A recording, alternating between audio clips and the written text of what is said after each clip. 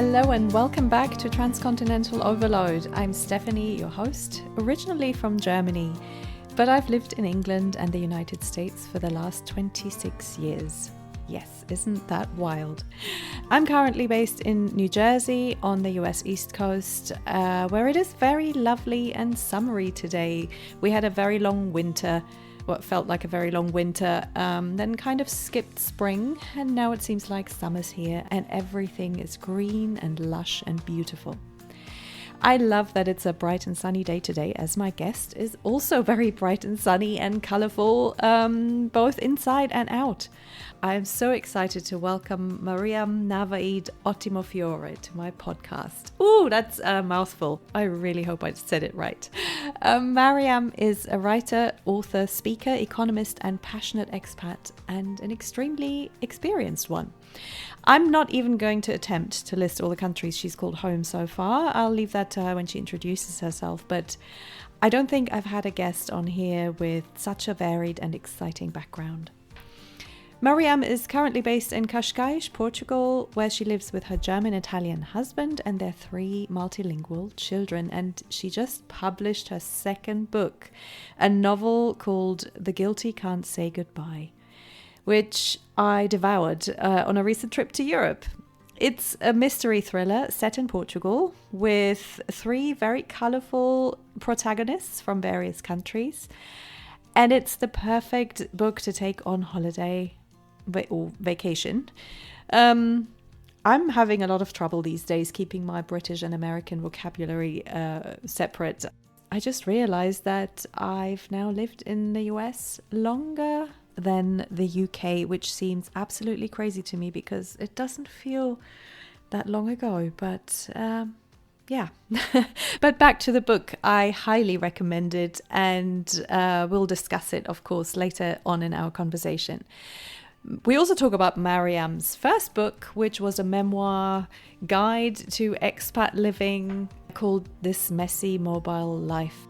But first, let's meet Mariam and listen to her story.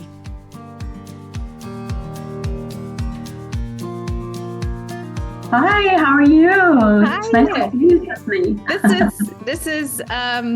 This is over German punctuality. I love it. This is what Germans call on time, right? Like 2 minutes early is right on time. I love it. Du weißt, ich bin verheiratet mit einem deutsches Mann. Deshalb. Yeah. I know, you can't help it. So that was my question. You know, what's the most German thing about you? But I think we just answered that. I am incapable of being late. But then also, given who I'm married, I'm incapable of being late. I just like to be on time. Yeah. Fabulous. It's so good to see you. So you are just as colorful as I imagined. So I was like, this morning I was thinking, what do I wear? But I think we kind of color coordinated here. We're all in blues. I love it. My favorite color. Absolutely. Well, let's introduce you properly. I have the great honor of having Mariam Navaid Ottimofiore here with me. I hope I didn't butcher your name too much. You did perfectly. Thank you so much. That was perfect. Spot on. And I have to ask you, did you marry your husband so you could take that name? I really do love his last name, which is Italian, Ottimofiore, and it means the best flower, which is just so poetic, given that I love flowers. So yes, I was definitely planning on taking his last name. But as you know, Stephanie, in an international, life, you really sometimes regret certain decisions, like the fact that in Germany, I took his last name, but in Italy, I'm always known by my maiden name. So ironically, I have an Italian last name all around the world, except for Italy, where I'm known with a funny last name. Oh, that's too sad. Yeah, so I'm Italian everywhere except for in Italy. It's quite funny, actually. Italy, but I just have sort that out. I have to just, think twice before I sign anything, depending on where that document is going. But those are the joys of international life. But and that kind of takes us right into it, because don't we always have to slightly pause and think about where we are in terms of, because it happens to me all the time with English. Where can I use what word?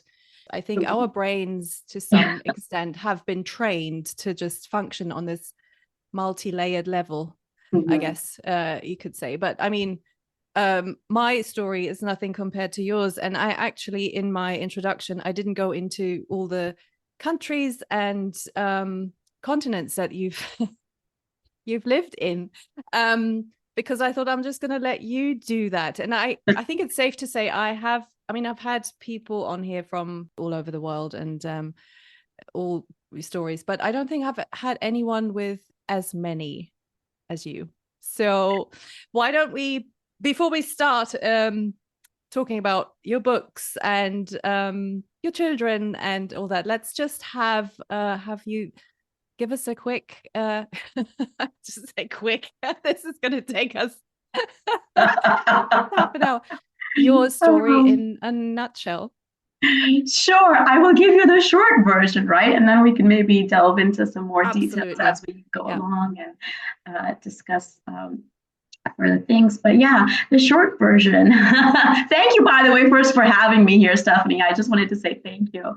And I guess the short version is yes, I have lived in 10 countries and 4 continents. And I've been doing this since birth. So I call myself jokingly an expat since birth, because at the time of my birth in 1982, it was my parents who were the expats back in the 80s. And my parents are Pakistani, but they were posted to the tiny kingdom of Bahrain at the time of my birth. Now, my mom did make sure she went back home and gave birth to me. So I can proudly say today, I am born in Pakistan. And I make sure I do highlight that I was born in Pakistan. But then I spent my early childhood growing up in Bahrain and then moving to the United States as well, and then moving to Pakistan. So by the age of 10, I had lived in all 3 of these countries and had a globally mobile childhood. I had grown up bilingually with Urdu and English and sort of taken it for granted what a great advantage that was and a great start that was in life. And, since then, like once I'd gotten this early taste, I guess you could say, of a globally mobile childhood, I knew that I was going to do this again, but it was going to be on my terms. And it was going to be my adventure that I was running.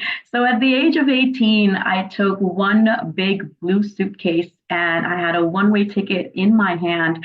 And if you've ever held a one-way ticket in your hand, you know what a thrilling feeling that is, because there's no return ticket. It's just the one way and you don't know when you're coming back. I made my way to Boston, to Massachusetts, where I was going to start to study and start my, studies, and then eventually started moving for my studies and my career.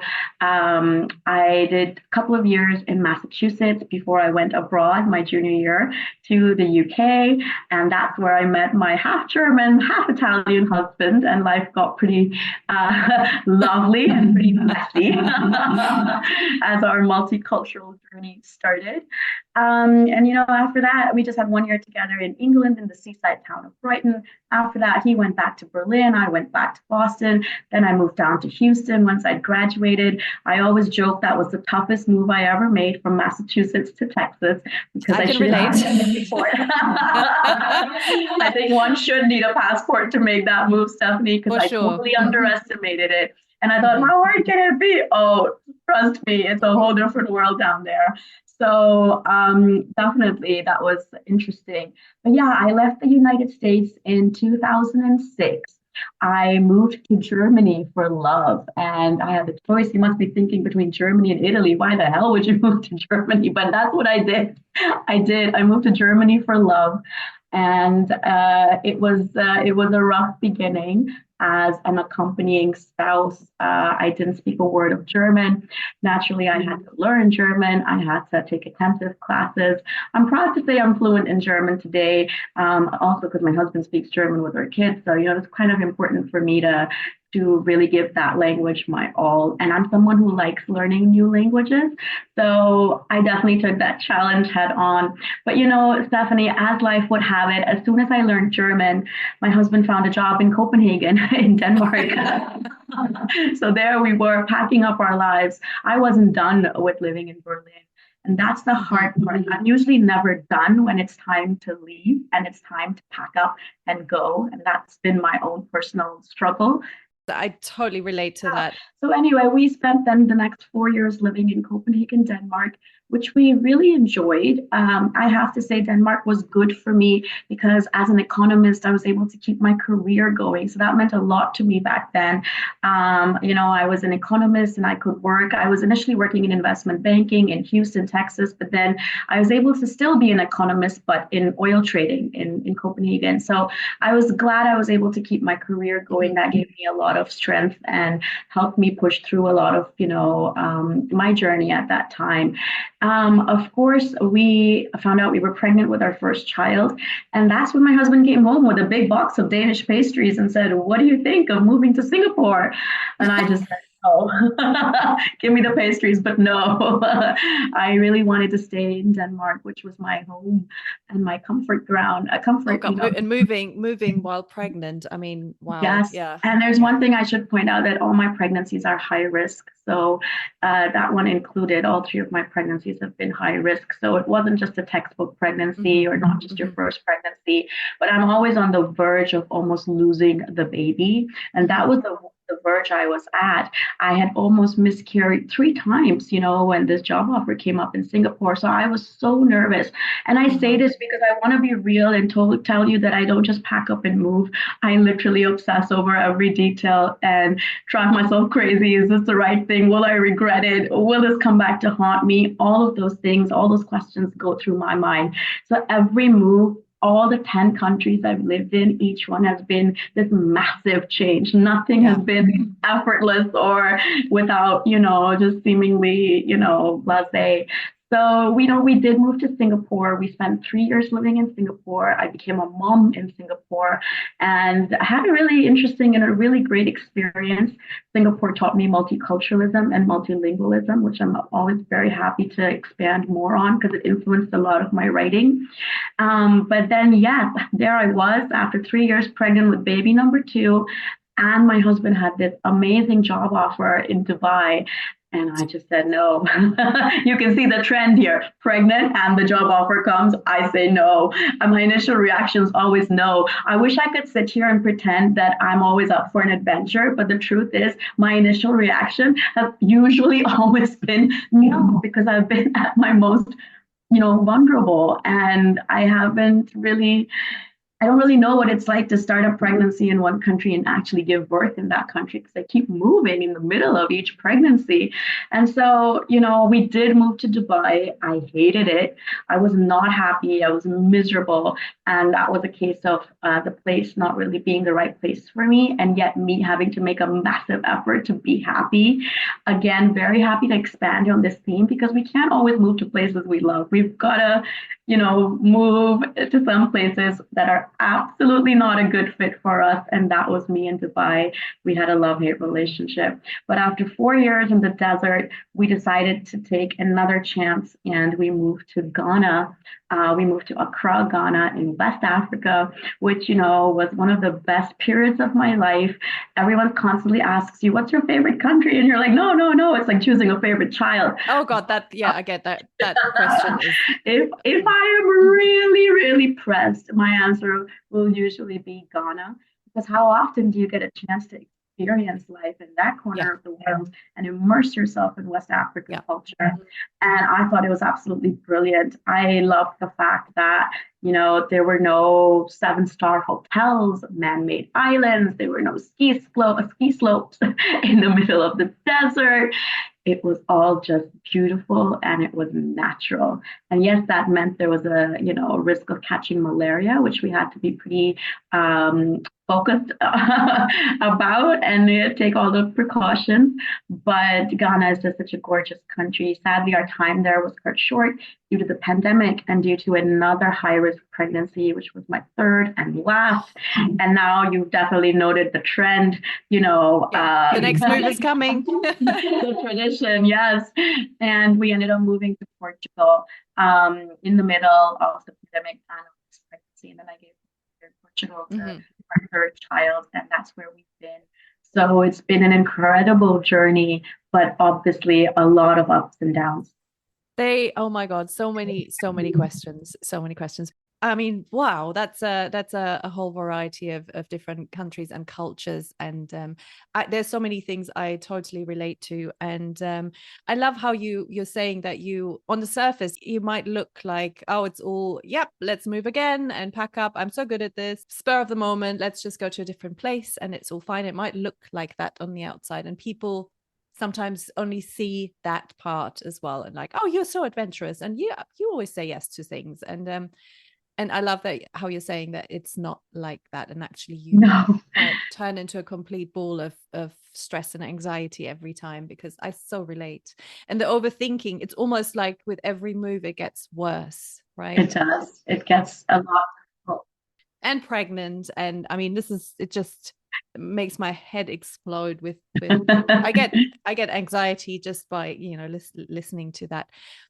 At the same time, though, you do get better at these things in some Yeah. ways. Yeah, I think certain parts get easier. Like you know yourself better, so you're able Yeah. to figure out, okay, I cope really well with this challenge and I've done this before and this worked in the past. But I think certain parts get harder, like keeping up with your identity, which is constantly changing on the move. And of Yeah. course, keeping up with all the emotions, not just for yourself, but for everybody in your family. I think that part gets more and more complex Yeah. with each I feel other. like you start to anticipate the mood. When you're like, okay, so I'm on a high right now, so I can do all the packing or unpacking as it is, and then you're like, okay, well, probably within the next 2 weeks I will completely crash. This is going to happen. I know this.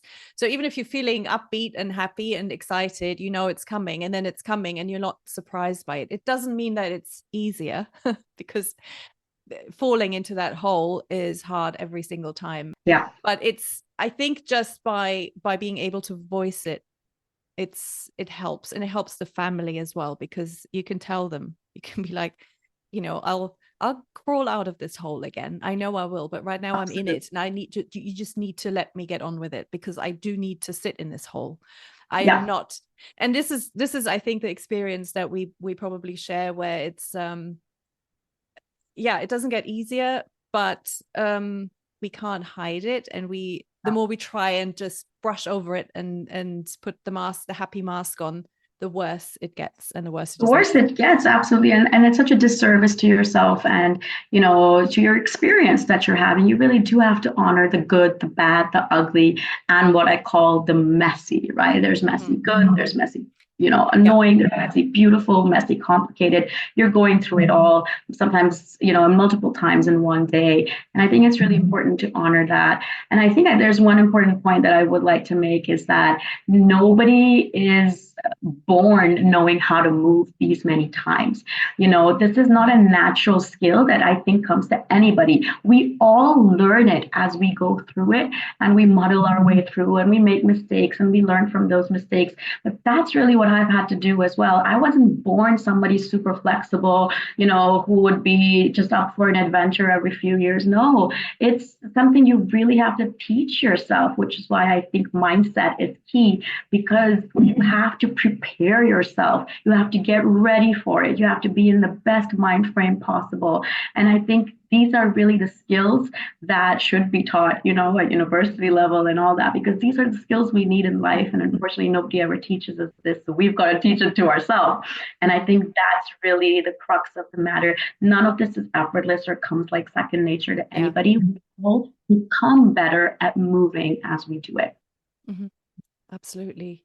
And like you said, it's something that should be also just be spoken about, because I feel so many people just take it upon themselves to move and deal with everything, and they don't know. I mean, like myself, I moved from Germany to the UK, but that was a different time of my life, but then moving to the US with my family, and I just didn't think I would need help. I just thought, Yeah. oh, we'll just do this for a couple of years, and how hard can it be? We all speak English. And I'm pretty sure, I was very excited about it, and felt completely competent. And then only a few years in, I really realized how much help I actually needed. And then it's making yourself vulnerable and actually admitting that you do need help. That's a big I hate asking for help. I'm one of those, the classic when they say men don't ask for directions. That's me. I hate asking and showing that I'm vulnerable. And so I've had to learn that. Mm. Yeah. No one says we have to do this all alone, right? No. No one ever said that. We never signed on any dotted line, did we? That said we had to figure everything out, all of this expat life out ourselves. We never did that. So I think it's important to ask for help. And you're so right. It can be so hard to ask for help or to be in the habit of asking for help. But I think it's one of the best skills we can learn, to know when we truly need help and to not be afraid to admit it, for sure. Let's go back to some of the stations along the way. So, I mean, clearly growing up with having a few different countries and cultures in your early childhood as well hasn't put you off global life, because I think sometimes with children especially it can turn into the opposite, where they just crave the complete stability of one place. And so I feel like with you, it's clearly just it's given you a taste, and then maybe it's just an openness that's there that also your husband probably recognized. Yeah, I think it's an interesting point that you bring up. I think my parents did it in a very balanced way. They spent over a decade living abroad, but then they did take us back. They did repatriate, so to speak, to Pakistan, because they wanted me and my sister to understand our roots and to understand, the coded rules of society there, which is very hard to do if you never lived there. It's a very hard thing to pass on sometimes living abroad. So we had lived abroad, we had gotten all those experiences, but they also wanted us to feel, and experience Pakistan. And so they did take us back there. And I think that's why I grew up with a good understanding of both and didn't really feel, pressured either way. I did struggle as a child. When we arrived in Pakistan, I spoke Urdu fluently. I spoke it with an American accent, which sounded really weird to the kids in my school, and I had to really work very hard to catch up. So if I was in sixth grade, we were doing sixth grade Urdu. I was the one doing third grade Urdu. I was so behind because I couldn't read or write it. And Urdu, which is in the similar script as Arabic, it's a completely different, script that you have to master, which is a whole other skill. So I was initially always behind. I was trying to catch up. Eventually I did catch up. Eventually I, managed to speak Urdu completely accent free, which was a big thing because then nobody could mark me as different, and that, so as a child, you do go through these experiences. The most important thing to you is not to stand out, right? Exactly. You just want to fit in. Yeah, you just don't want something constantly marking you as different. Of course, as an adult, I feel like, why was I so keen to just fit in, But that's the adult me talking. As a child, I really just didn't want to be any different. So it really was, different back then. But I think those early experiences of opening yourself up to different cultures, of sounding different in different languages, of toning yourself down in one and code switching to the other, these are all great skills for life. And they've definitely helped me in my journey in lots of ways. Yeah, your observation skills and like just people skills sometimes, just by learning to observe, because that's the only way. Also as a child, when you don't have maybe the vocabulary or a way of understanding what those skills actually are, you just do it naturally by observing. And so, but that also means, and this kind of takes me to my next question, that you get to those moments sometimes when you question your own identity, because you feel like, who am I really deep down? Because I'm constantly adjusting, adapting, observing, taking on people's mannerisms even, and kind of toning down others because you don't want to stick out. So you become this person who can have all these multifaceted appearances, and deep down sometimes you're like, oh, but what is actually who is me? Who am I? That person inside. And so that was going to be my next question. How do you manage to combine all those different parts into one? How has your sense of self developed or stayed the same? How do you deal with that? Because so many different countries require so many different skills. It does. It's a very interesting question, and I like how you phrased it. I think that I'll be very honest. So initially, I felt I was always at war within myself. There was the East and there was the West, and I had grown up in both, and I belonged to both. But when I would spend an unlimited amount of time in one, I would feel slowly the cracks beginning to show on the surface. And I would wonder, am I belonging in one while erasing the other? And I really struggled with this because in Pakistan, I was too American. In America, I was too Pakistani. And it was such an interesting paradox to experience that I always felt that I was highlighting one and forgetting about the other. And to be very honest, it took the arrival of motherhood for me to understand that I belonged perfectly well in both, the East and the West. They were both a part of me, and I didn't need to suppress one in order to feel like I belonged in the other. And I also realized that I wanted my children to belong everywhere. And so that was really the key moment or the catalyst for me where I gave myself up to my multiculturalism and to my multilingualism and embraced it wholeheartedly without it being some kind of a competition, which is what it was my mom for. Oh, is this more important? Am I more this? Do I belong here more? No, in the end, I made my peace with belonging a little bit everywhere. And the idea for my first book was already germinating in my mind because of all these experiences. I felt that I had so many different layers to my personality, to who I was. And that is what influenced the writing of my first book, This Messy Mobile Life, which is part memoir and part guidebook, because I wanted to show other people what everyone who is busy living a globally mobile life was creating for themselves. And the answer to that was a mola. And I don't know if you know what a mola is, but a mola is a South American shirt that, you or I would put on in the morning as we get ready.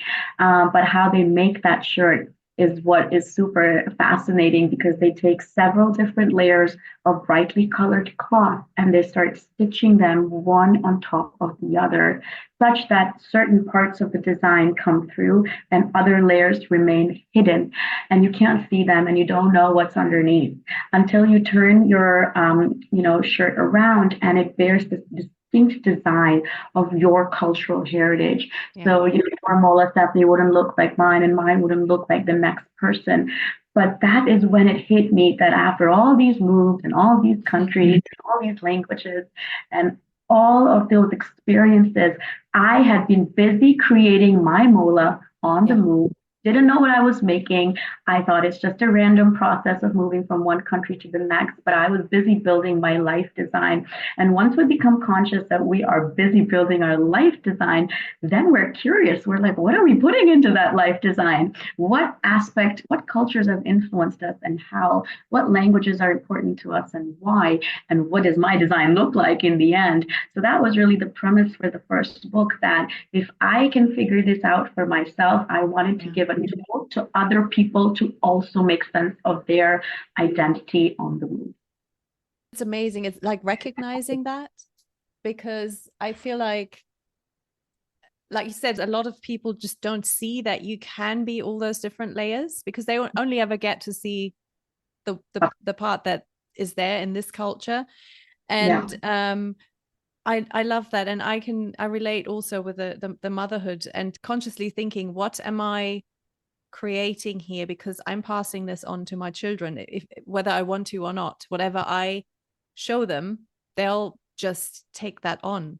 So I have to be very conscious of the way I can do that. And similarly, when I lived in the UK, I very much I feel like I almost gave up my German roots. I mean, not that I would go and I would also take the children, but I was so intent on kind of erasing the accent and just being completely just fitting in. And then when I moved to the US, this is also culturally, because it's, I mean, being German in the UK, and your husband will relate to that. There's a certain way of they call it banter, but sometimes it can be quite it can hit hard. And so when I moved to the US and I would say, oh, I'm German, people were so positive and so welcoming and so just, and I realized I could bring out all that side of myself again. And I loved that because it felt so liberating in a way. And then similarly to you, it's like I don't have to choose one over the other. I can be all of them, and I am all of them. So now I just have to learn how to do that. How to show your mola. Yeah. Show my mola. And I think it's such a beautiful visual, I think, because it's exactly that. Not all the layers are visible all the time, but they're all there, always. They're all there. Yeah. And we're adding new layers as we go. Yeah. Let's talk a little bit about motherhood, because I spoke German with my children, so they're both fluent. They sound very German when they speak, but they make mistakes, and so they will always stand out in Germany. And it's, sometimes it's that funny, but you don't have an accent, but you make mistakes, and it's kind of a weird. But at the same time, people have been very kind about that too, and young people too, and it's I love that they can do that. They can go there and live that. But with you, I mean, is it 5 languages between all of you in your household, really? Or is it more than that? How do you do it? It's more than that. It's more than that, but only because my husband is this polyglot who just effortlessly picks up languages. So he's fluent in 6 languages: German, Italian, English, French, Spanish, Portuguese, and of course he speaks pretty good Urdu, pretty decent understanding of Urdu as well. But he's not fluent. He has a very strict, definition of fluency, so he doesn't say he's fluent. But that's for his language. And for me, we all have very strict definitions. But actually, multilingualism is the norm for us.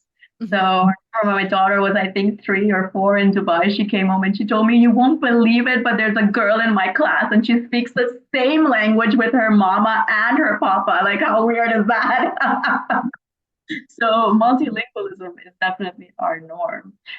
We have 4 main languages at home. So those would be English, Urdu, German, and Italian. And then, of course, because we keep moving around the world, we incorporate other languages as well. We have some secondary languages as well. So those are our main languages, our must-have, our need to have.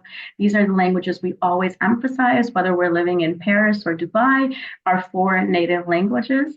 And then we've also had, Mandarin and Arabic and Twi and French and Portuguese and Danish for us as well. So, those are always our nice to have languages. We don't stress out too much about them. Whatever our children learn in them is great and appreciated, but we try to maintain the focus on our 4 other languages, right? You know what? I mean, it's just to people who try and have 2 languages at home. It's like, how many hours do you have in the day? So that's to say, just 4. Just 4. Just these 4. It's fun. And the other 5 are just nice languages. I love it. But I mean, it sounds like you all clearly have a love for languages and kind of an open-minded attitude as well. That is just because you have to, if you embracing language learning. Absolutely. I think for me, Stephanie, like, learning a new language is the best gift that I can have as a result of living abroad in any place. And the reason I like it so much is that nobody can ever take it away from me. And even if I leave a place, if I can still speak the language, I remain connected to it. maintain my bond to it. And every time I hear it, I am back in that old place. So for me, languages become home, which is why I find it very hard to give up languages. And language for me then helps me keep the continuity or maintain my bond with a certain place. So, I spent 4 years living in Denmark, for example, and spent a lot of time learning Danish. And now here I am years later, more than a decade later. But if I hear Danish on the streets of Cascais or in Lisbon, my heart automatically wants to follow that person. And now I might sound like a stalker, really, if I hear Danish on the playground. But for me, that feels like home, and that's why my ears will pick up, and I will, pay a little bit, a closer attention to it. So I think languages are the biggest gift that we can give each other, especially, in living this life on the move or living abroad. And I think that none of this is to say it's easy to learn a language or to keep a language going, because we all know how challenging that is and can be. But I just think that the rewards are worth it. And whatever we can do, we're never really aiming or striving for perfection. It's just that every little bit helps, and every little bit contributes something to our children, to their understanding of the world or to our understanding of the world. And I just feel like it's the best gift, out there in this life. And if we don't make use of it, it's almost like a missed opportunity. Absolutely. Absolutely. And I feel like maybe it's, I mean, your household, you have all those languages, but it's, I don't want to generalize, but English speakers who only speak English when they grow up have very often have a different attitude to this, or don't realize how important it is to learn another language, and to even to just show a willingness and just openness to a new culture. And it's just such a, I always think, God, there's so much in language that will help you connect to a new culture. Absolutely. And I think it's very important to point out that not every language or not every person takes pride in speaking their language. I feel like until I moved to Germany, I didn't realize how important it was for German speakers to speak German. And I love the pride that everybody in Germany took in speaking German, and I contrasted that experience to my own experience, because the history is different. For someone like me who comes from Pakistan or someone who's from India, we were colonized by the Brits for over 200 years. And as a result, it was cooler to speak English than it was to speak Urdu or Hindi. You then belonged to the upper class. So, we downplayed our own language. We don't give it as much importance as we should. And it was only when I started living in Germany when every German would ask me, "Oh, I hope you're going to speak Urdu to your kids, because that would be so nice."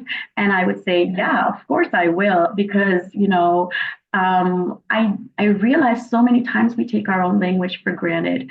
And that was something that I really appreciated in Germany, that people were so excited that my husband was going to speak, German, and that I was learning German. And it also made me appreciate the value of my own native language, which unfortunately in the hierarchy of world languages doesn't rank that high. So, there are different factors and different reasons for that. But I think it's important that even if you speak a language that is not necessarily, the coolest language or the most important or the most useful, you can still take pride in passing that on to your children. Yeah, absolutely. And you said that you find language is something that helps you maintain a sense of continuity as well, and like a bond to another country. So when you hear it in a different context, it kind of takes you back to that other place. There is a quote that I read somewhere, probably on Instagram, I don't know, where you say that you have this affliction of getting too attached to a place, and even those places that you didn't particularly like. Yes. It makes it really difficult to leave, or to live in the constantly loving and missing a place. And because I really, really relate to that, because I have that same affliction, and I still haven't learned to maybe put experiences in past countries in a box and not be affected by it all the time, because I plunge into those moments where I just desperately miss something, or I hear the language or an accent. In my case, it's like if I hear a Texan accent, my heart just goes, oh God, I miss this place. The last time I was in Austin and someone said yes ma'am to me, I almost cried. And it's those moments where you're like, oh God, I wish I could, it didn't have to hit me so hard every time. Right. Right. So, It's just so funny. I just did my book launch and I just read out a part where my Texan character says a few lines, and I wanted to sound Texan for the lines that belong to this character. And my husband was cracking up as I was practicing. He's like, "You are totally overdoing it," because I was on YouTube Googling how to sound Texan in less than 24 hours because, I just wanted to do that accent with some sense of authenticity. But it was so funny. But for me, of course, the accent is so important to get right. And I think your point about having this kind of place attachment that we suffer from. And by the way, I'm so glad to hear I'm not the only one, and you suffer from this affliction as well. That helps me feel less alone. But I think it's an important part of our journeys to honor, because again, there is this perception that we don't get attached to the places because we leave them. And I think the important thing to remember is just because you leave a place doesn't mean that you didn't enjoy living there. You could have had the best experience there. You could have stayed there if you had wanted or if you could. I think that's one thing.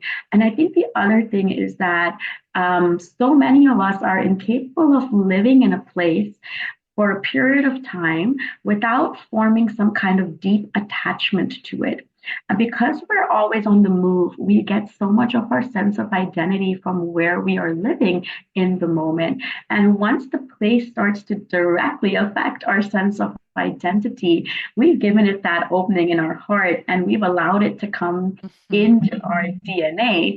And once a city becomes part of your DNA, you can't quite give it up. So you might give it up physically, right? You might move, but you can't quite ever give it up as part of your DNA, and it becomes part of who you are because those experiences, those lived experiences, have shaped you, in all kinds of ways, good, bad, and ugly, right? But that has changed you. And so I think part of this is that the way I deal with it is I never try to deny it. I never try to downplay it or to deny it or to gloss over it. I always wholeheartedly embrace it and accept it. Maybe this is my imperfection. Maybe this is just who I am, but I get deeply attached to the places I live in. They become me, and I don't know where the place ends and the person begins because I lose, the lines become blurry and I don't really know, but we mesh into one.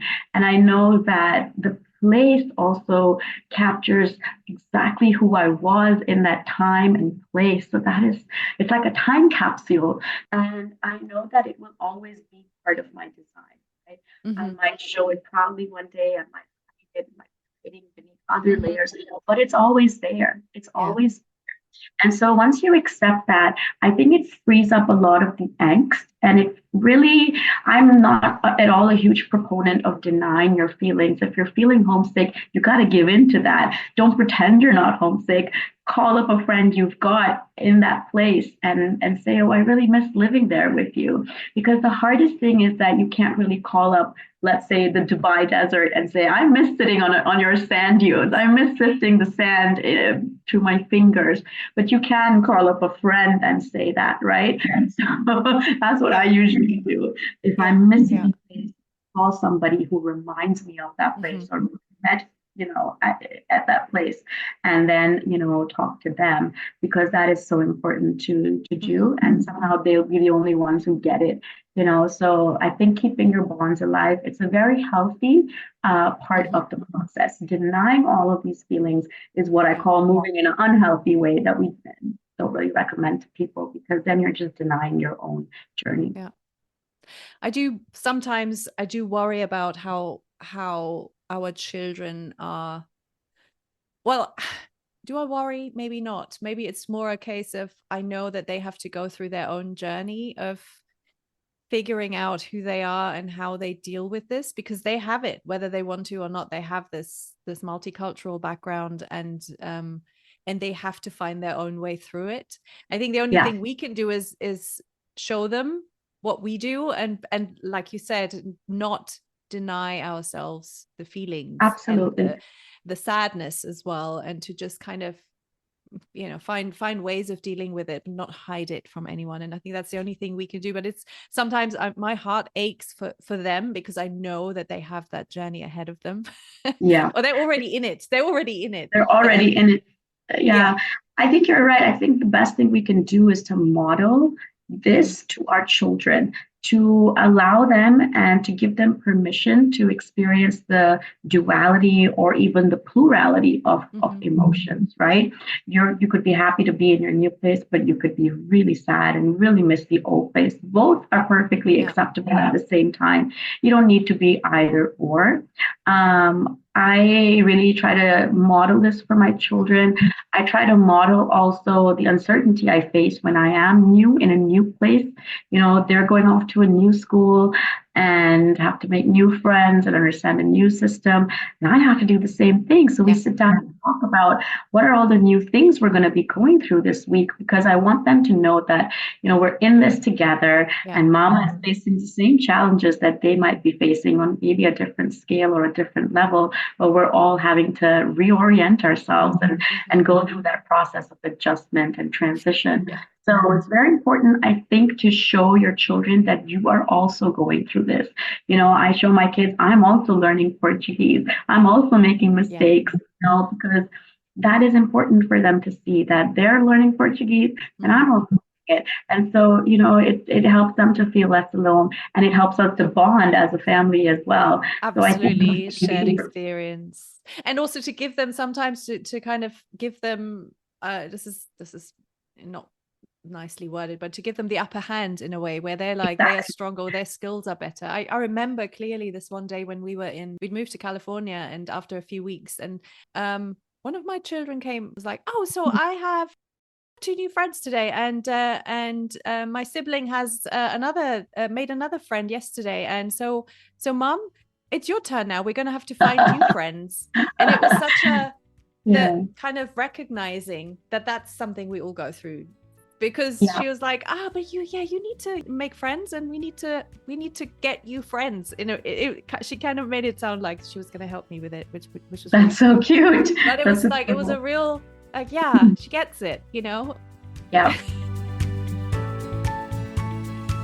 So, Paul, this is usually it's my last question, but it fits before we talk about your books, and especially your latest book.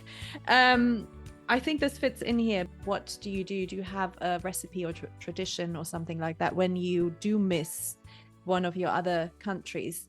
And maybe you do have, I mean, of course you do have a ton of different things that you do to you know, connect with that place, or if you feel like your children need the connection to a place, what do you do as a family? Very good question.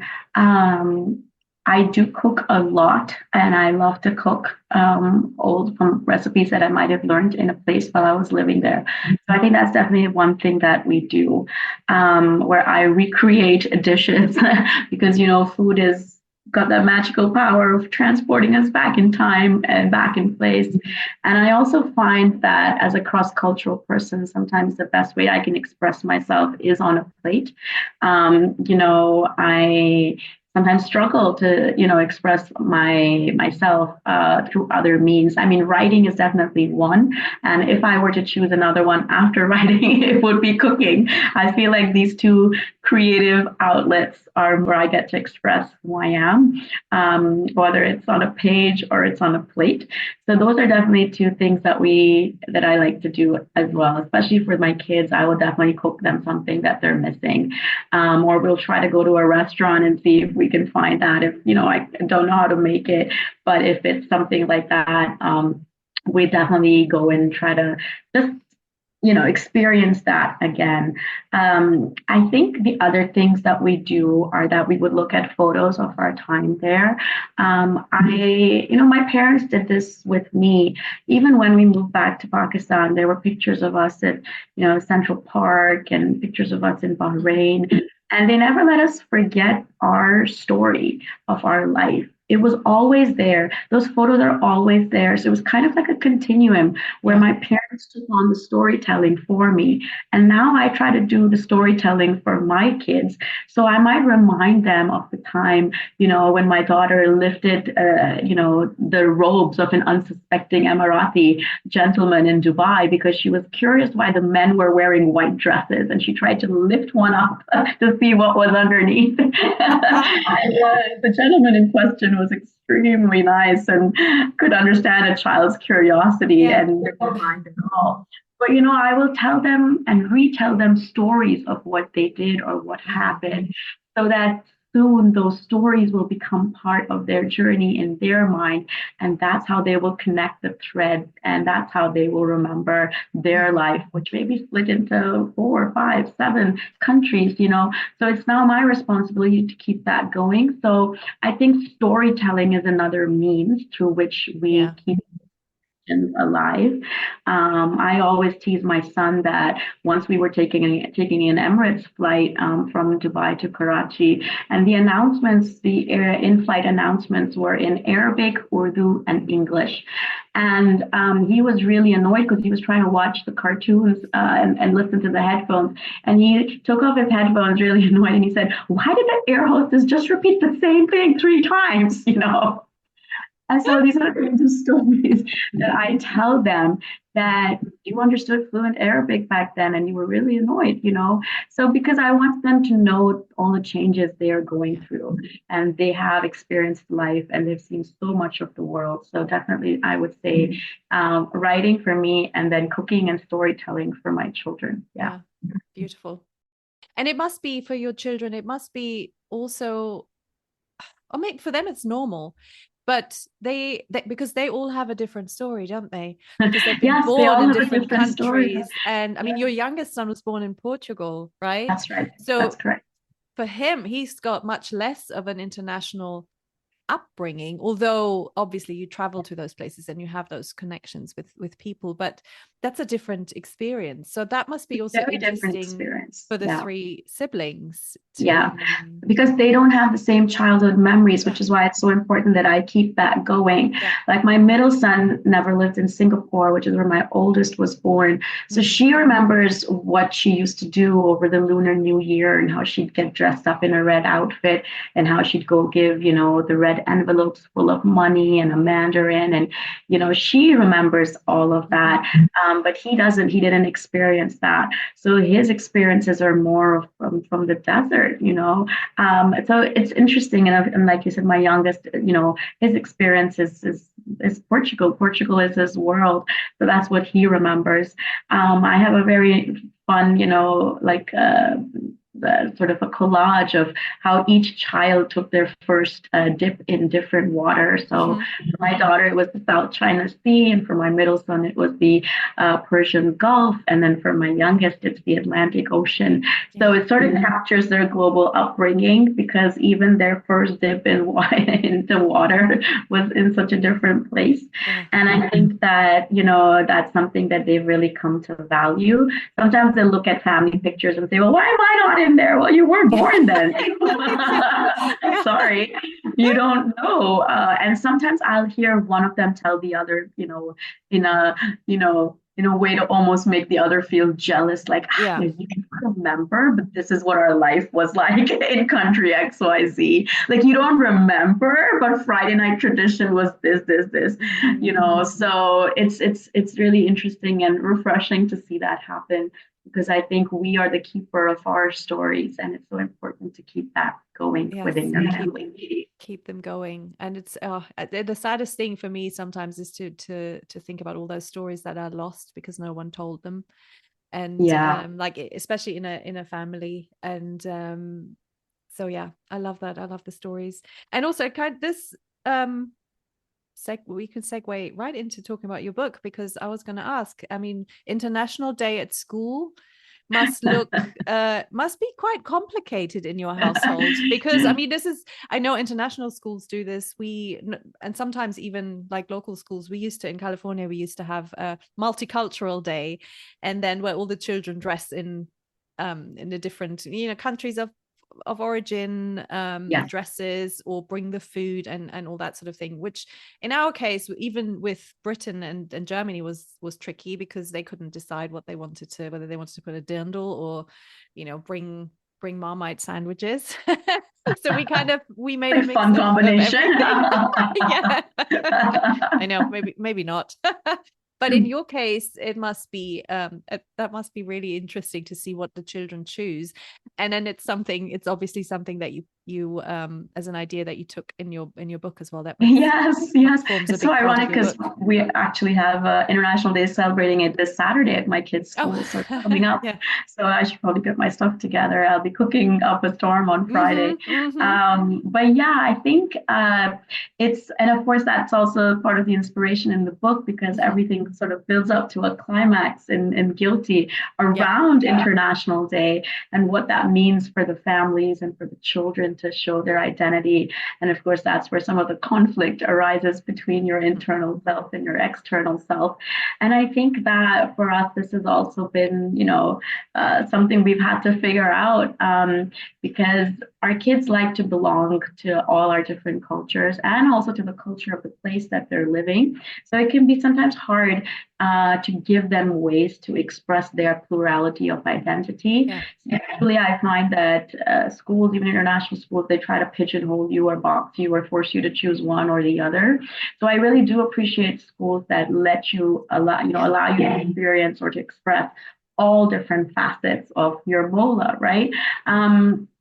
So it's definitely been an interesting journey. We try to showcase all the different cultures that we belong to. Sometimes we have done all of them at the same time, or sometimes we say we'll take them in turns. We'll do this one this year, and this, and then the following year we'll do that. So we've taken, some liberties and some creative license to do that. Something that we've done is that, my kids are Italian, even though they've never lived in Italy for even one day. For that matter, neither have I. So the funniest thing is that the citizenship that we all share in common is the one place we've actually never lived. Even my husband, because he grew up in Germany with the German mom and Italian dad. So last year we did the Italian table, and we did it very proudly, because our Italian culture and identity is a big source of comfort for us. Even though we might not have lived there, but we try to keep that going, because all the more we want our kids to have a connection or a bond with that place, or with that culture, or with that language, or with that food. So it's important that we use International Day in smart ways as well, and try to create a bond where it might be, less visible, because of, us around so much. So we do express our identity in different ways.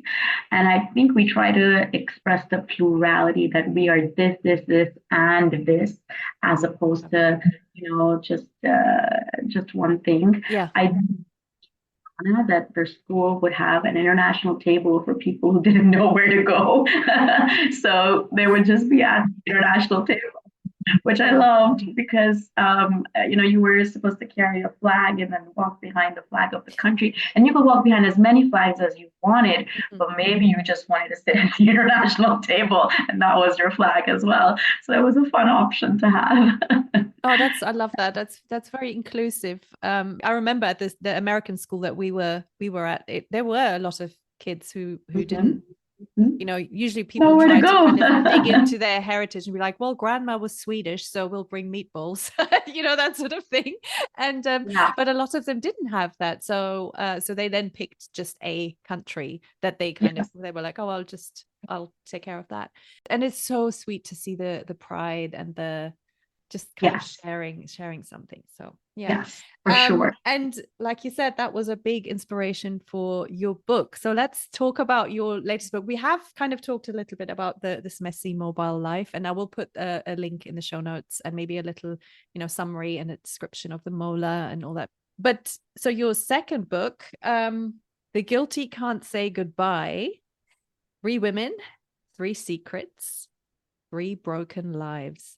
I mean, that the title alone is like, yep, I have to read it. And I did read it. I took it on a recent trip, and it's the perfect travel companion because it's I'm glad to hear that. sucks you in. It's this it's a novel, and it's a mystery, and it's a thriller, and it's global, and it's international, and it's got all those ingredients. So it's, yeah, I absolutely loved it. What made you decide to write a novel instead of a second memoir? Because clearly you have enough material for several memoirs, I guess, and different emphases as well. But what made you write a novel?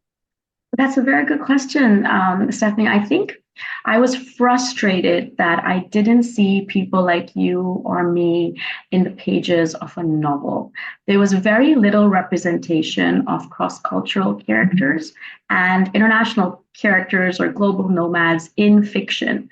So I think the biggest perhaps motivation was to put people like us in the pages of a novel and have not just people who live abroad, but everyone read it, because the themes are universal, whether it's dealing with guilt or finding belonging or your place in the world and being able to own your story. So I feel like the themes are actually very universal, but I really wanted,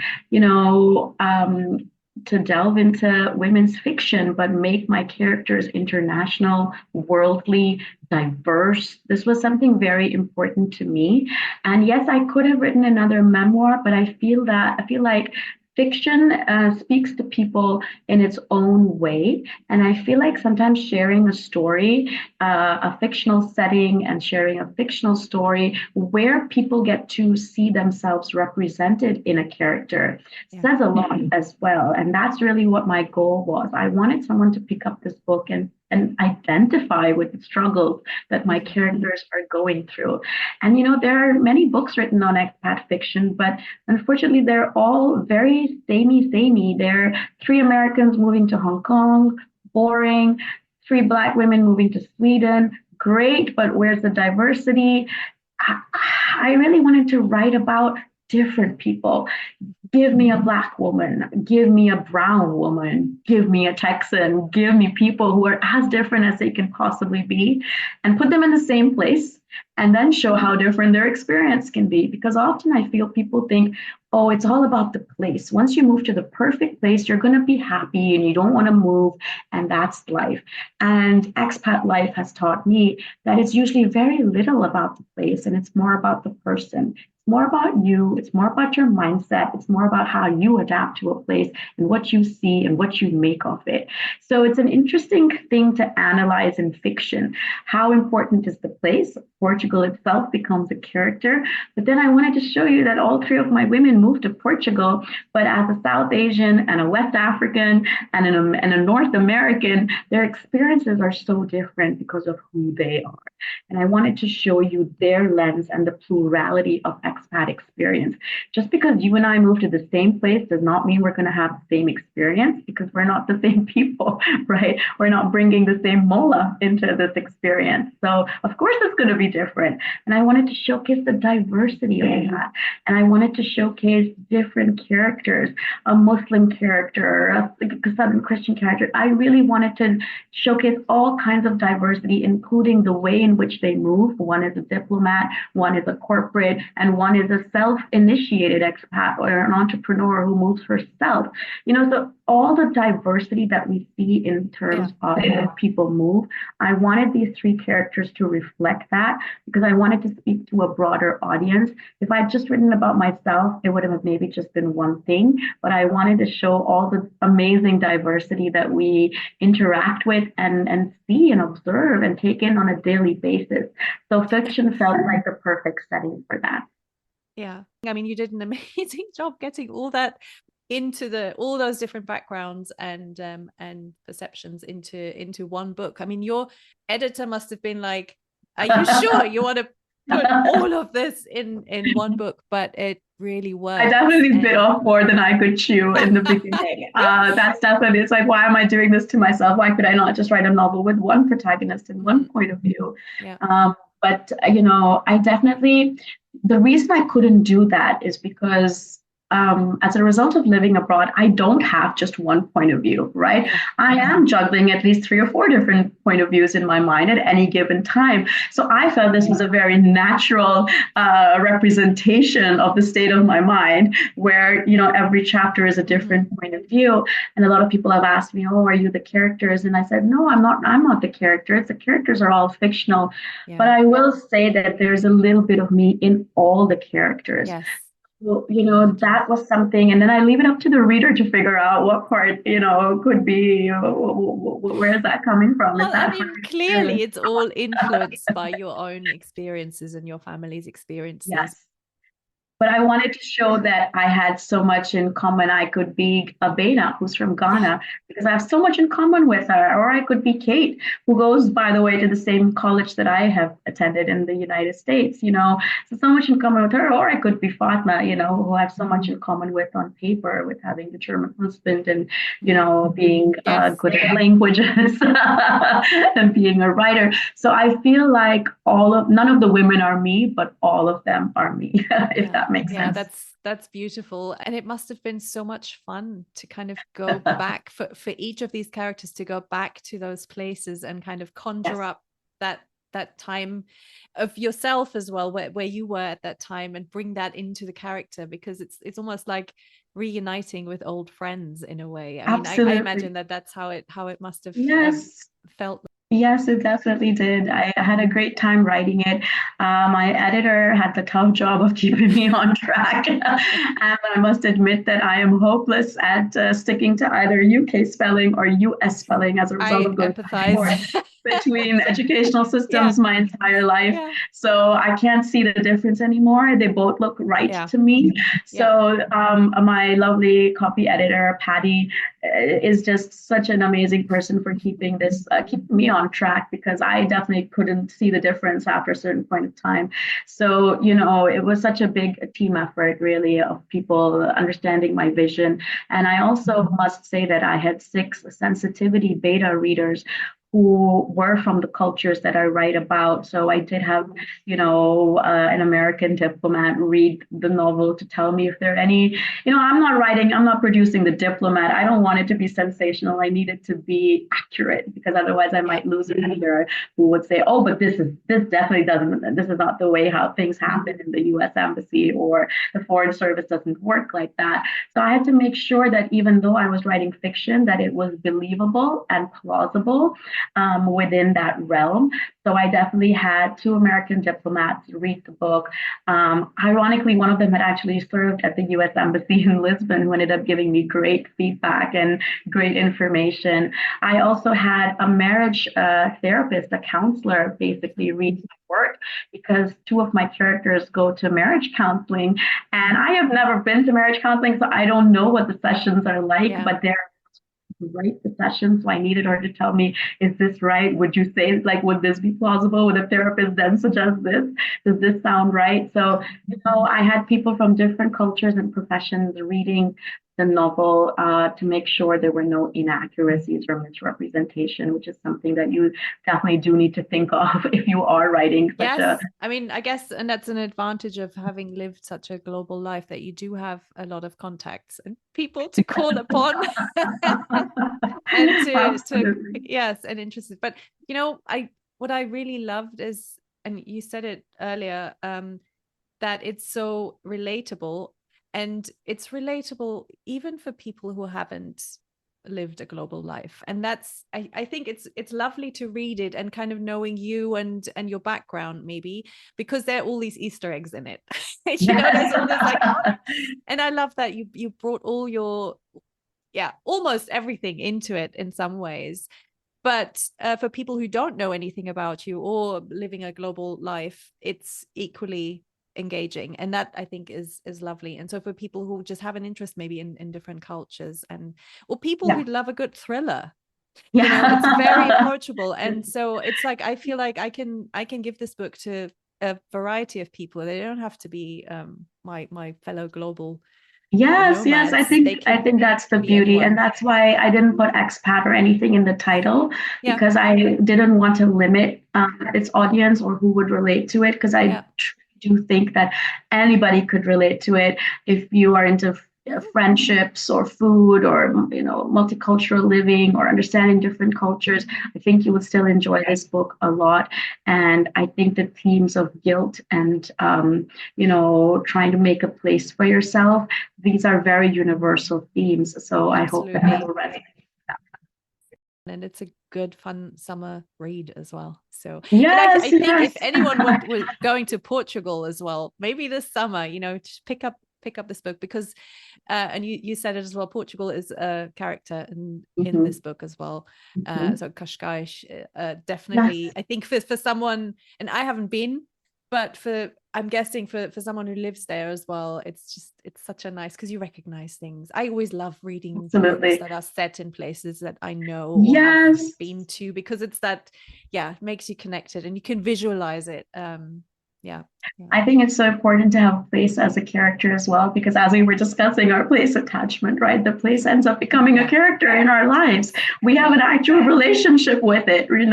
So I think it's important to have Portugal in that place. And I think that it really helps people to bond as well. And of course, Portugal and Portuguese hmm culture is a very fascinating subject. So I also hope to contribute to literature hmm about Portugal by writing this book.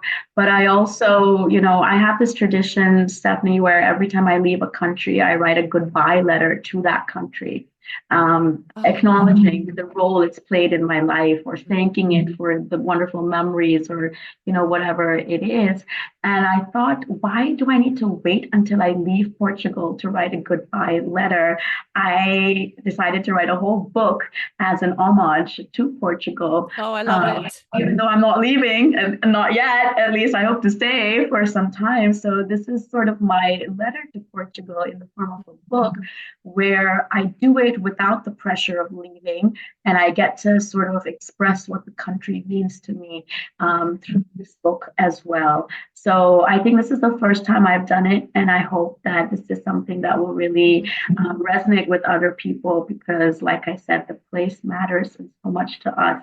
So it's a Very nice way much. to do that. Mm.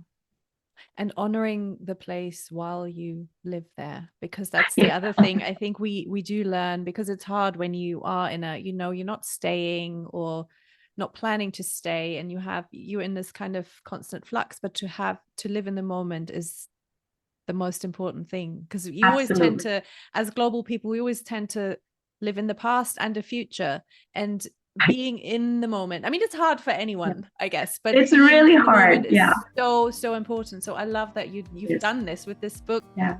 I think it's a beautiful way to end this conversation, because it's so positive. Love where you are, and Absolutely.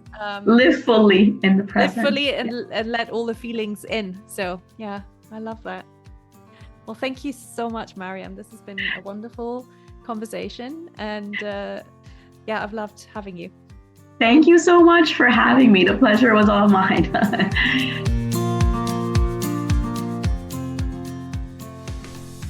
This was such a beautiful conversation. And I still can't believe we managed to cover all those topics in under an hour and a half. Of course, I still have so many questions, and I'm kind of tempted to get Mariam back on here, or maybe even her husband. So many stories, so much wisdom. And yeah, well, anyway, maybe you feel as inspired as I do to put pen to paper or fingers on a keyboard and write your story, or maybe take your story and turn it into a blockbuster novel. It definitely sounds like a lot of fun to do that. And also, don't you feel like signing up for a language class? I'm so inspired. And yeah, there are so many languages out there that I can't speak. So plenty to do. If you're intrigued now and want to find out more about Mariam, I put all the links to her website and Instagram, etc. in the show notes. And of course, get her books. They're so much fun, even if you're not someone who's moved around as much as she has. Before I go, I just wanted to say thank you for being here and listening to my podcast. It means a lot. Maybe you've been a loyal listener and were wondering why there haven't been any new episodes. Or maybe you're new here. Welcome. If you do want to find out more about me, the best bet is my website, or maybe actually Instagram. Yeah, how did that happen? I am very rarely on Facebook these days, but there is a Transcontinental Overload page there as well, which I intend to update a bit more in the next few weeks. I'm working on a few things at the moment, and I'm actively looking for podcast guests. So if you're interested, or if you know someone who would be a good fit, then please let me know. I have 3 options to choose from. Option A is we talk about your experience of moving abroad, or maybe moving back home after living in another country or several countries, with all the ups and downs. So pretty much what I've been doing. Option B is the same thing, but in German, because I've decided to include this and open this podcast up to a German audience. Simply because I'd just love to speak German, and I'd love to get to know more international Germans who might want to tell their story in their mother tongue. And option C is I am looking for guests for a destination guide. Basically, you take us, the listeners, to the place where you live and give us a virtual guided tour, including all of your favorite places and maybe the not so favorite places. And then there's option C. I want to start a destination guide. So basically you take us, the listeners, on a tour, a virtual guided tour of the place where you live, and tell us all about your favorite parts, secret spots, the things that are not worth going to, that sort of thing. If any of this sounds like you, then let me know, and I can't wait to hear your stories and get to know where you live.